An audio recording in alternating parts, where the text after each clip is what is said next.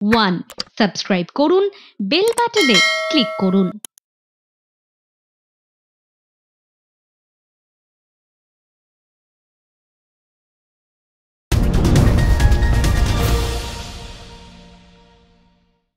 লোকসভা ভোটে তৃণমূলের জয় জয়কার। টার্গেট ছিল 30 থেকে 35। কুণাল ঘোষ থেকে মমতা বন্দ্যোপাধ্যায়, অভিষেক বন্দ্যোপাধ্যায় তারা বলেছিলেন 35টি আসন তারা পাবেন। খুব আকস্মিকভাবে ট্রেন্ড যেমনটা বলা হয়েছিল মোদি গ্যারান্টি বা 400 পার, সেই গ্যারান্টি ভুলে গিয়ে বাংলার মানুষ আস্থা রেখেছেন দিদির গ্যারান্টি। অর্থাৎ বাংলা লোকসভা ভোটেও নিজের মেয়েকেই কিন্তু চেয়েছে, তার প্রমাণ রেখেছে। কিন্তু লোকসভা ভোট চলে যাওয়ার পর বঙ্গে ফের 4 কেন্দ্রে উপনির্বাচন, দিনক্ষণ ঘোষণা হয়ে গিয়েছে। অর্থাৎ বিধানসভা কেন্দ্রের কথা বলছি, যে 4টি আসনে 10ই জুলাই উপনির্বাচন হবে। প্রার্থী ঘোষণা করে দেওয়া হয়েছে তৃণমূল কংগ্রেসের তরফে। কিন্তু তার আগে লোকসভা ভোটের পর জায়গায় জায়গায় অশান্তির ছবি, হিংসার ছবি, আক্রান্ত হচ্ছেন বিজেপি কর্মী সমর্থকেরা। কিন্তু কেন? এই প্রশ্ন তুলছে সারা বাংলার মানুষ। যেখানে রাজ্যের শাসক দল ক্ষমতায় রয়েছে, 21 সালে মমতা বন্দ্যোপাধ্যায় তৃতীয়বারের জন্য মুখ্যমন্ত্রী হয়েছেন, প্রধানমন্ত্রী নরেন্দ্র মোদী তৃতীয়বারের জন্য শপথ নিলেন, সে জায়গায় দাঁড়িয়ে বাংলার বিজেপি কর্মীদের এই অবস্থা কেন? উত্তর খুঁজবো তৃণমূল যুব নেতার কাছ দিয়ে। ক্রসকিউর আরো একটি পর্বে আপনাদেরকে স্বাগত। আমি সৈকত রয়েছে আপনাদের সঙ্গে, এবং আজকে তৃণমূলে হয়ে যিনি প্রতিনিধিত্ব করবেন আমাদের রাজনৈতিক মঞ্চে, তার সঙ্গে আলাপ করিয়ে দেবো। প্রথমবার আমাদের মাঝে আমরা পেয়েছি কৌশিক মাঝি, তৃণমূল যুব নেতা। কৌশিক দাকে স্বাগত চ্যানেল ওয়ানে।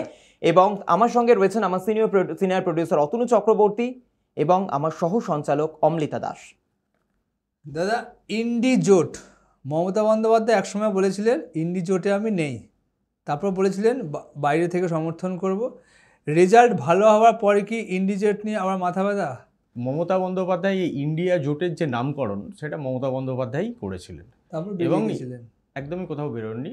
বিষয়টা আপনি বলতে পারেন যে পশ্চিমবঙ্গে আমরা ইন্ডিয়া জোটের যারা শরিক, অর্থাৎ জাতীয় কংগ্রেস এবং সিপিআইএম, তাদের সঙ্গে আমরা এখানে আসন সমঝোতায় যাইনি। কিন্তু ইন্ডিয়া জোট থেকে তৃণমূল কংগ্রেস কোনো সময়ের জন্যই বেরিয়ে যায়নি। এবং মমতা বন্দ্যোপাধ্যায় বরাবরই বলেছিলেন যে নরেন্দ্র মোদীর বিরুদ্ধে বা এনডিএ জোটের বিরুদ্ধে ইন্ডিয়া জোটকে তিনি সর্বতোভাবে সহযোগিতা করবেন, এবং তার মধ্যে সরকারে যাবেন কি যাবেন না সেটা নিয়ে একটা একটা দোলাচলে একটা বিষয় তৈরি করবার চেষ্টা করেছিল মিডিয়া গসিপ। কিন্তু তারপরে মমতা বন্দ্যোপাধ্যায় নিজে প্রেস কনফারেন্স করে ক্লিয়ার করে দিয়েছিলেন যে এরকম কোনো ব্যাপার না, সরকার যদি গঠন হয় তো মমতা বন্দ্যোপাধ্যায়ের দল, তৃণমূল কংগ্রেস আমাদের দল। ভোটের আগে ইন্ডিয়া জোটের কটা মিটিংয়ে তৃণমূলের প্রতিনিধি ছিল? ভোটের আগে বলে শুধু না, ইন্ডিয়া জোট যবে থেকে তৈরি হয়েছে, তৃণমূল কংগ্রেসের যেখানে যেখানে প্রয়োজনীয়তা ছিল যাওয়ার, সেই প্রয়োজনীয়তা অনুযায়ী তৃণমূল কংগ্রেস গেছে। এবং তার সঙ্গে আপনাকে পরিষ্কার করে দিই, আপনি যে প্রশ্নটা করেছেন উত্তর দেওয়ার সময় দেবেন। পশ্চিমবঙ্গে তৃণমূল কংগ্রেসই একমাত্র দল যারা বিজেপিকে এখানে আটকে দিতে পেরেছে। কারণ আমাদের লড়াইটা ছিল বিজেপির বিরুদ্ধে, সেখানে মিটিংয়ের থেকেও অনেক বেশি গুরুত্বপূর্ণ বিষয় ছিল পশ্চিমবঙ্গে কিভাবে বিজেপিকে আটকানো যায়। সেখানে তৃণমূল কংগ্রেস সাকসেস এবং প্রমাণিত। মমতা বন্দ্যোপাধ্যায় বলেছেন যে ইন্ডিয়া জোটের যে বৈঠক হয় সেখানে রাহুল গান্ধীর পাশে থাকে সিপিএম, মানে সীতারাম ইয়েচুরির সাথে বৈঠক ঠিক হয়, আমার সাথে আলোচনা হয় না বলে আমি তৃণমূল জোটে নেই। আপনি কি এটা শুনেছিলেন? আমি কোনো জায়গাতে এইসব কথা শুনিনি। কিছু মিডিয়া গসিপ তৈরি করেছিল মিডিয়া খাওয়ানোর জন্য, এবং মমতা বন্দ্যোপাধ্যায় এই জোটের অন্যতম কারিগর হিসেবে কাজ করেছেন। আর সিপিআইএম নিয়ে যদি কথা বলতে হয়, পশ্চিমবঙ্গে আমরা তৃণমূল কংগ্রেসের সঙ্গেই জোট করে 2011 সালে সিপিআইএমকে হারিয়েছিলাম। কিন্তু পশ্চিমবঙ্গের প্রদেশ কংগ্রেস এমন একটি জায়গায় পর্যবসিত হয়, তৃণমূল কংগ্রেসের সঙ্গে ক্রমাগত রাজনৈতিক সংঘাতে গিয়ে তারা তৃণমূল কংগ্রেসের সঙ্গ ছেড়েছিল, এবং তারা পশ্চিমবঙ্গে চিরাচরিতভাবে যে কংগ্রেসের বিরোধী পক্ষ হিসেবে পরিচিত সিপিআইএম এবং বামফ্রন্ট, তাদের সঙ্গে সিপিআইএমের সঙ্গে জোট করে 2016 সালে নির্বাচনে গিয়েছিল, জিততে পারেনি। এবং তার পরবর্তীকালে যত নির্বাচন হয়েছে ক্রমাগত তারা কমতে কমতে শূন্যতে পৌঁছেছে। সিপিআইএম এবং বামফ্রন্ট তো শূন্যতেই, আর কংগ্রেসের গত লোকসভা নির্বাচনেও 2টো আসন ছিল। এবারে মমতা বন্দ্যোপাধ্যায়ের সঙ্গে জোটে যায়নি, তারা সিপিআইএমের সঙ্গে জোট করেছিল, বামফ্রন্টের সঙ্গে জোট করেছিল। কোথাও কোথাও সেই জোটও হয়নি, যেমন পুরুলিয়াতেও ওদের দেখলাম যে সেখানে বামফ্রন্টের প্রার্থী ছিল, কিন্তু ওরা কংগ্রেস একে আটকে গেছে। আর এখানে সিপিআইএম খাতায় খুলতে পারেনি। ইন্ডিয়া জোটে কংগ্রেস আর তৃণমূল একসাথে রয়েছে, আর বাংলাতে কংগ্রেস আর তৃণমূল আলাদা রয়েছে। এটা যদি বলেন বিচারিতার মানে কি? আপনি যদি এই প্রশ্ন করেন তাহলে আপনাকে একটা কথা মনে করাতে হয়, কেরলেতে সিপিআইএম এর সঙ্গে বা বামফ্রন্টের সঙ্গে সরাসরি কংগ্রেসের লড়াই, তারা কিভাবে রয়েছে। মানে শুভেন্দু অধিকারীর কথা মতো দিল্লিতে দোস্তি, বাংলায় কুস্তি। শুভেন্দু অধিকারী অনেক কিছুই বলতে পারেন, কিন্তু শুভেন্দু অধিকারী তো বলেছিলেন পশ্চিমবঙ্গে তৃণমূল নাকি মুছে যাবে, পিসি ভাইপোর কোম্পানি নাকি উঠে যাবে। তো শুভেন্দু অধিকারী নিজেরই উঠে যাওয়ার মতো অবস্থা, ওনার কথার কোনো মূল্যই নেই। কৌশিকদা, একেবারে যে বক্তব্যটা অতনুদা আপনাকে জিজ্ঞাসা করছিলেন, অর্থাৎ আপনি যেমনটা বললেন মমতা বন্দ্যোপাধ্যায় কথা বলেননি, কিন্তু যে প্রশ্নটা বারংবার আসছে ঠিক চতুর্থ দফা 4th ফেজ ইলেকশনের পর আমরা মমতা বন্দ্যোপাধ্যায়কে ইন্ডিয়া জোট নিয়ে আবারও মুখ খুলতে দেখলাম। সরাসরি মঞ্চ থেকে তিনি বলছিলেন আমি প্রত্যক্ষভাবে না হলেও পরোক্ষভাবে তাদের সঙ্গে আছি, এবং ভোটের রেজাল্ট বেরোনোর পর সরাসরি অভিষেক বন্দ্যোপাধ্যায়কে পাঠিয়ে দিলেন ঠিক 5 জুন 5ই জুন। একটা বিষয় বুঝতে হবে তোমায়, এই ইলেকশনে কিছু কৌশল থাকে। এই রাজ্যে আমাদের সঙ্গে বা যেহেতু সিপিআইএম এবং কংগ্রেসের কোনো আসন সমঝোতা হয়নি, তারাও সমানভাবে আমাদেরকে আক্রমণ করে গেছে বিজেপিকে সহযোগিতা করতে গিয়ে। সেই জায়গায় দাঁড়িয়ে মমতা বন্দ্যোপাধ্যায়ের পক্ষে কংগ্রেস বা সিপিআইএমের হয়ে কথা বলার মতো কোনো রাজনৈতিক পরিস্থিতি ছিল না। এবং এই জায়গাতেই আমাদের মেন প্রশ্ন যে পশ্চিমবঙ্গে সিপিআইএম এবং কংগ্রেস তারা তৃণমূল কংগ্রেসকে বিজেপির সমপর্যায়ে গিয়ে আক্রমণ করবে, আর এখানে তৃণমূল কংগ্রেস তার আক্রমণ সহ্য করে তার সঙ্গে সমঝোতায় নিশ্চয়ই যাবে না। আমাদের মূল লড়াই ছিল, কারণ আমরা ভালো করেই জানি যে পশ্চিমবঙ্গে কংগ্রেস এবং সিপিএমের শক্তি ক্ষয়িষ্ণু, এবং তাদের মূলত যারা পশ্চিমবঙ্গে তৃণমূল কংগ্রেসের বিরুদ্ধে যারা ভোটদান করেন বা আমাদের বিরোধী পক্ষ হিসাবে, সেখানে বিজেপির একটা প্রাসঙ্গিকতা তৈরি হয়েছে। আমার মূল শত্রু এখানে বিজেপিকে আটকাতে গিয়ে আমাদের যে রাজনৈতিক কৌশল নিতে হয়েছে সেটাই আমাদের দলনেত্রী অবলম্বন করেছেন। কংগ্রেসের কথা যখন বলছেন, তাহলে সেই ধাক্কাটাই কি সরাসরি খেতে হলো অধীর রঞ্জন চৌধুরীকে? এবার অধীর রঞ্জন চৌধুরীর পক্ষে আমি একটা কথা বলি, অধীর রঞ্জন চৌধুরীকে আমি প্রচণ্ড রেসপেক্ট করি।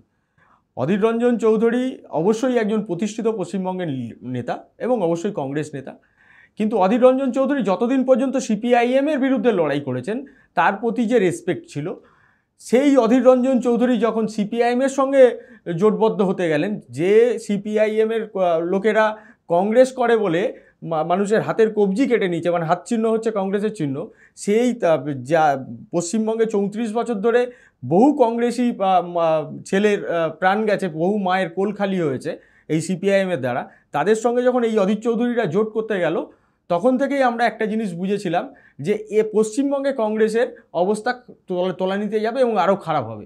এবং তার যেই অধীর রঞ্জন চৌধুরী একটা সময় বহরমপুরে অপ্রতিরোধ্য ছিল, যেই অধীর রঞ্জন চৌধুরীকে হারানো প্রায় অসম্ভব ছিল কোনো দলের কাছেই, সেই অধীর রঞ্জন চৌধুরী একজন খেলোয়াড়ের কাছে, রাজনীতিতে ইউসুফ পাঠান রাজনীতিবিদ নন, তিনি একজন ক্রিকেটার, এবং রাজনৈতিকভাবে তৃণমূল কংগ্রেস যে লড়াইটা করা সেই লড়াইটা করেছে এবং সেখানে অধীর রঞ্জন চৌধুরী হেরেছে। কৌশিকদা, আপনি বাম শাসনের কথা বললেন। এখন বর্তমানে আমরা যেমনটা দেখতে পাচ্ছি, লোকসভা ভোট শেষ হওয়ার পর দিকে দিকে রাজ্য জুড়ে ভোট পরবর্তী হিংসার ছবি। তাহলে এই ভোট পরবর্তী হিংসা হচ্ছে, তার দায় কার? একটা কথা মাথায় রাখতে হবে, এই যে হিংসার কথা, হিংসা মুক্ত রাজনীতি হোক এটা আমরা সকলেই চাই, তৃণমূল কংগ্রেস এটার বাইরে নয়। এবার পশ্চিমবঙ্গ, ত্রিপুরা এবং কেরল, এই 3টে জায়গায় দীর্ঘ সময় ধরে বামেরা ক্ষমতায় ছিল। এই বামেরা জিতবার জন্য, মানে জেতার জন্য, যেন তেন প্রকারেণ বিরোধী দলকে দমানোর জন্য তারা একটা বল প্রয়োগ বা শক্তি প্রয়োগ এবং রাজনৈতিকভাবে তারা একটা সন্ত্রাস তৈরি করত।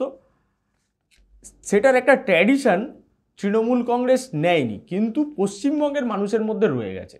তো সেই জায়গা থেকে অনেক সময় যেটা হয় যে রাজনৈতিকভাবে কেউ নির্দেশ দেয়নি কাউকে মারার বা কাউকে ঘরছাড়া করার, কিন্তু কিছু লোক সেটা করে আনন্দ পায়। এবার সেটাকে আটকানোর জন্য দলগতভাবে সর্বদল সবাইকে সহযোগিতায় আসতে হবে। একটা কথা মাথায় রাখতে হবে, রাজনীতিতে কোনো একটা দল মারামারি করতে পারে না, যদি কোথাও আঘাত আসে সেখানে প্রত্যাঘাতও আসে। তো কোনো জায়গায় কোনো রাজনৈতিক দলের নেতা নেত্রীদের বক্তব্যের উপরেও ডিপেন্ড করে সেই রাজনীতিতে, মানে পরবর্তী পর্যায়ে ভোটের পরে কি ঘটতে পারে কি ঘটতে না পারে। পূর্ব মেদিনীপুরে 2টো আসনেই আমরা হেরেছি, কাঁথি এবং তমলুক। মার্জিন অনেক কমেছে, কম মার্জিনে হলেও বিজেপির প্রতিনিধিরা জিতেছেন। নন্দীগ্রাম সহ, তমলুক সহ পূর্ব মেদিনীপুরের এন্টেরিয়ার অঞ্চল জুড়ে, যেখানে বিজেপির সাংগঠনিক শক্তি হয়তো আমাদের থেকে বেশি, সেখানে আমাদের কর্মীদেরকে হতছাড়া করা হচ্ছে। কটা মিডিয়া গিয়ে সেখানে মিডিয়ার কথা ছেড়ে দিন।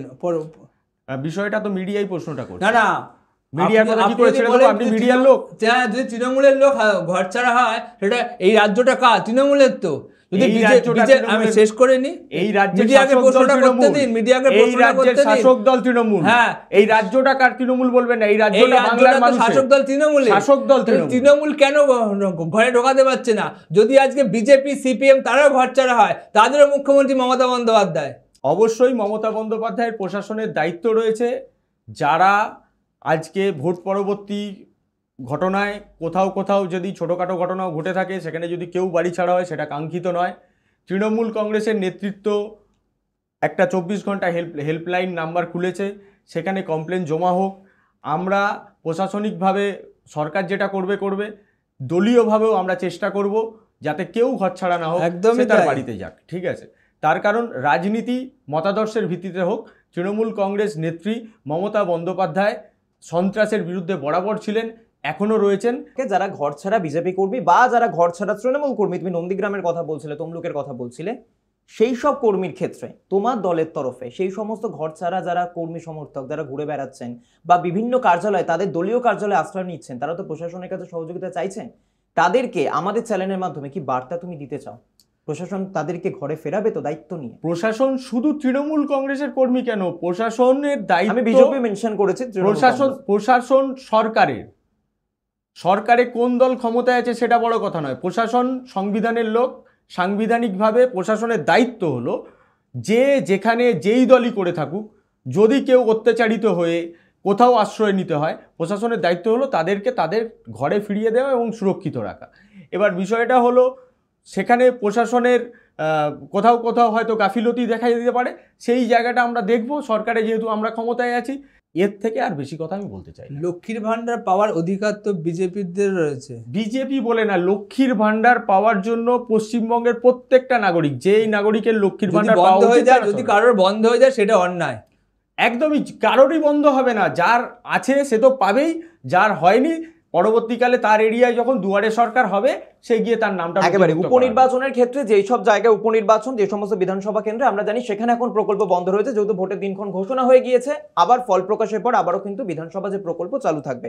আমরা এই সংক্রান্ত আলোচনায় থাকবো। অবশ্যই ভোট পরবর্তী হিংসা নিয়ে কথা হচ্ছে, আর এবার কথা হবে উপনির্বাচন নিয়ে 4 কেন্দ্রে। তবে সময় এই মুহূর্তে একটা ছোট্ট বিরতি, ফিরছে বিরতির পর, সঙ্গে থাকবেন প্লিজ।